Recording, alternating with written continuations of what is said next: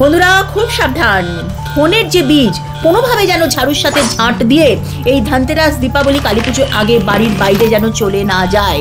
এতে ধনের দেবী ধন্বন্তরী অত্যন্ত রুষ্ট হন। এই সময় যদি পারো একটু ধনে বীজ বপন করো বাড়িতে, আর তার থেকে যদি ধনে গাছ হয় তাহলে অত্যন্ত শুভ লক্ষণ মানা হয় মা লক্ষ্মী তোমার ঘরে খুব শীঘ্রই প্রবেশ করছে।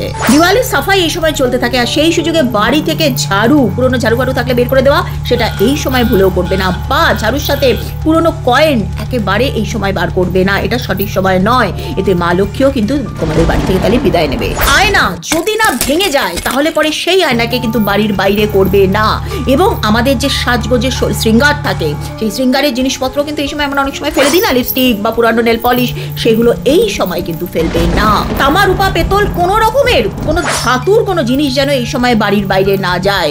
এবং স্পেশালি কোনো ঠাকুর দেবতার মূর্তি, ছবি, এগুলো ভাঙা ফোটা যাই হোক না কেন, সেগুলো যদি ফেলতে হয় পরে সসম্মানে অশ্বত্থ গাছের তলায় দিয়ে আসবে, এখন কিন্তু একেবারে নয়। এমনকি তুলসী গাছ শুকিয়ে গেলেও এই সময়টাকে বাড়ির বাইরে করবে না, কেন তুলসীকে মা লক্ষ্মীর স্বরূপ মানা হয়। এই যতগুলো আমি বললাম এর মধ্যে একটাও যদি করে থাকো, মা লক্ষ্মী রুষ্ট হয়ে তোমাদের ঘরে আসতে চাইলেও কিন্তু তিনি আসবেন না, তুমি বাধা দিলে তাকে আসতে। খুব সহজ সরল করে আমি বললাম, যতগুলো আমার মাথায় এলো।